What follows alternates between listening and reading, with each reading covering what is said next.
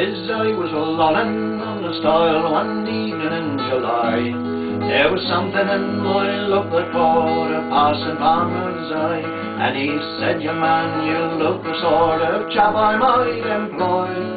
How'd you like to work for me and be a farmer's boy?" In these troubled times it's hard to find a good job nowadays.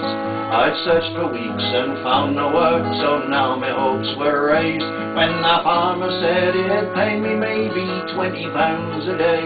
If come a rain or shine, I wouldn't mind just scaring birds away.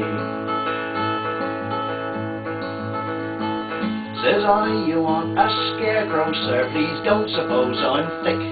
So why not stuff a cow with straw and mount it on a stick in the middle of your field?" He replied, "Oh, that won't do, 'cause no scarecrow I might make would look as frightening as you." "Well, what will be the hours?" I asked. "From 4 till 8, said he.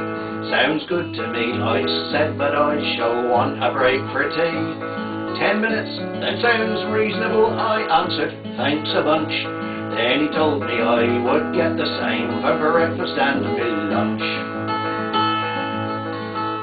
I did the maths and then protested, "You must think I'm daft. 13 hours a day ain't fair," but he just stood and laughed. "Look, I'll give you a free uniform to supplement your pay, and girls just love a uniform." Alright, that sounds okay.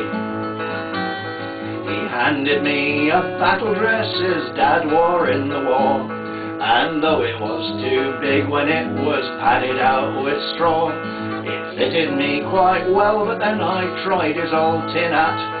Stuff that, I cried, "no way, I'll just feel stupid wearing that."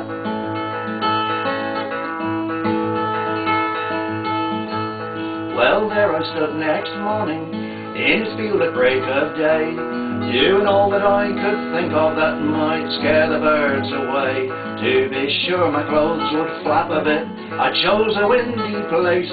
Then I stood upon one leg and pulled a very scary face. At first the birds were cautious and I got some funny looks, but after half an hour the field was full of feeding rooks. The farmer came and yelled at me, "Oi, don't just stand about. To scare those birds away you need to run around and shout."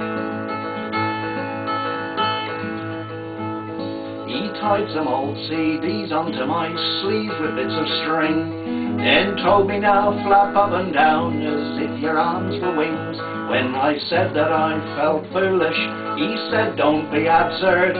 You have to make those crows believe that you're a giant bird."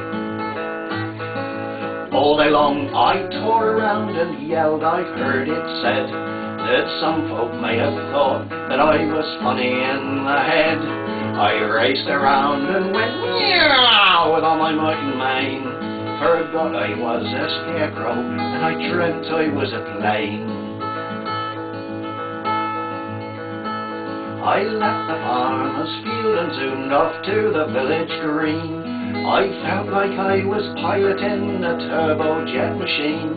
There I terrified the postman, scared the vicar, dear old chap, and his wife's poor little Yorkie as he went to take a nap. I petrified the children and I traumatized the cats. The drunks all ran away and hid. I drove out all the rats. The cows all ran for cover in a great stampeding herd. I scared the pants off everything except the blasted birds.